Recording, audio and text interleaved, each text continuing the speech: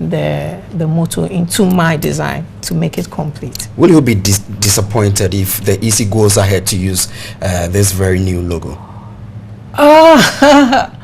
Well, I will be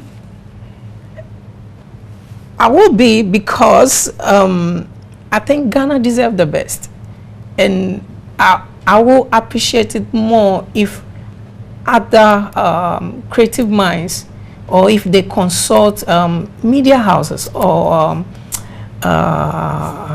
graphic design houses, agencies, to really work on putting something that will really carry, because they hold a very important sector of our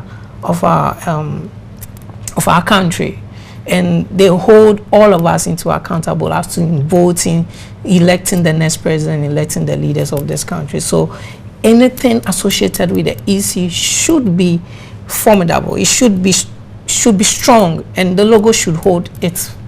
Yeah. All right. I have a question for you that will have to do with the concerns raised by Ghanaians about the logo, looking at how much it can cost the EC to have such a logo. You have seen the logo, right? Yeah. And you can tell how much it will cost, looking at the design of it. But hold it on. Let's go straight to the phone lines and speak to Justice Tremsai, who is a lecturer at the Gimpa Law School, because we understand some people are attempting to planning to drag the EC to court, take legal actions against the EC for using the new logo, if they go ahead to use the new logo. Good evening, Justice Sai, and thanks for joining us on News at 10. Yeah, good evening. Will there be any legal basis for somebody to go ahead to sue the EC for this very new logo? Well, definitely we cannot say there's no legal issue involved here. So once we agree that there is a legal issue involved, then the question whether someone may take that issue up will not be a difficult one to answer. So let me say that once it's a constitutional body which is dealing with the public power, then definitely legal issues may arise. What we cannot tell is what basis or the grounds on which someone may proceed to court. Now, under what law was such an institution like EC or SHRAJ and others used to change their logo, which has an embodiment of the state's coat of arms? Well, first, let me just say, the Electoral Commission and the persons who work within it are working within the public law system. And as you may know, the Electoral Commission itself is a constitutional body. Therefore, then the Constitution becomes relevant in the analysis. Quite apart from that, the Electoral Commission also undertakes administrative functions. So therefore, we can say that constitutional law and administrative law may come to play. Now, when you talk of constitutional law or administrative law, usually we are talking of exercising public power. And once you exercise public power, then we have to question, the limit that is placed on that power. So if you look at Article 296, which talks of exercise of power, or let me say discretionary power, it tells you that discretionary power, or whichever power anyone is exercising, may not be exercised arbitrarily. Now, there are three main yardsticks for measuring the power that a person who holds a public power may exercise. For example, so the first one is substantive, limitation, which really deals about whether or not the person has the power to do the thing in the first place. So, for example, in this logo situation, the question someone may be asking is whether the persons who are proposing this logo have the power to do it in the first place.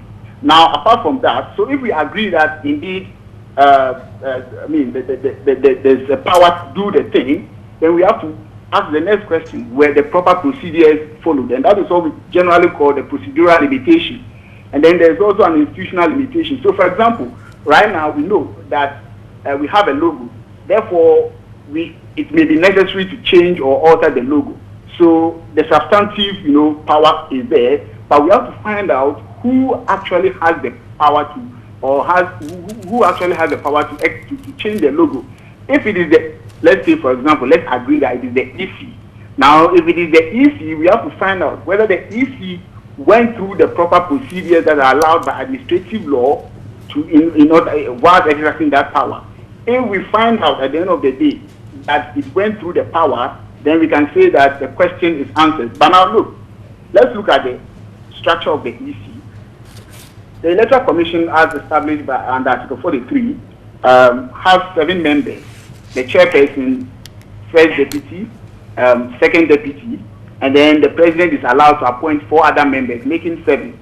Now, if you look at the structure, you could see that the commissioner and the 2 deputies who are under, they play the executive role, as in they run the commission on, the day-to-day affairs of the commission.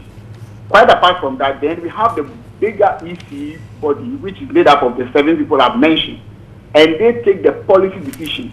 Now, from where I sit, I can actually foresee or imagine that if the EC wants to change its logo, then probably the 7-member body, which is the totality of the committee, must have a say. All right.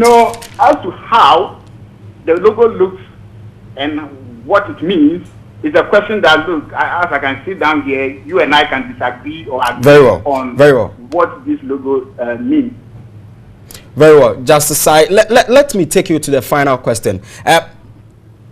If the EC goes ahead to change this logo, what could be the possible implications? No, I believe you're asking about the legal implications, sure, not the other implications that you can imagine. So I can only speak to what the legal implications. Yes, the legal implications, I mean. Yes, so if the change becomes successful, what it means is that the logo has changed. I think then that would be the legal implication. Very well. The logo has simply changed, and that is what the EC will be working with, and that is what will be used to identify the EC or the authority of the EC, which will run through its letterhead, its notices, and its other publications. Very well. Thank you very much. Justice Sai is a senior lecturer at the Kempa Law School. He's been speaking to the issue. Let's come back to the studio because I still have Kwesi Hayford, who is a graphic designer. He has come up with another alternative when it comes to the logo for the EC. Now, before we spoke to Justice on the legal implications, I was asking you whether you've seen the new logo of the EC and how much it will cost to have such a logo.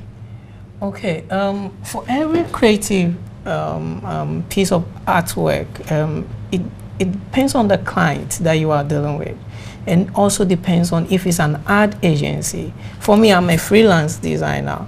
So how much will it cost? You have seen it? Yes, I've seen it, but I cannot give you the price, or I cannot say if you design such a logo, how much will you charge? That is between me and the client, because there could be an arrangement. Very well. There could be a contractual agreement. All right. And there could be a one-time payment. So it's all borders on that. All right. Yeah. Thank you very much. Kwesi Hayford is a graphic designer who has also come up with a contrary or an alternative logo for the EC following the controversy. And you're still live on News at 10 right here on TV3.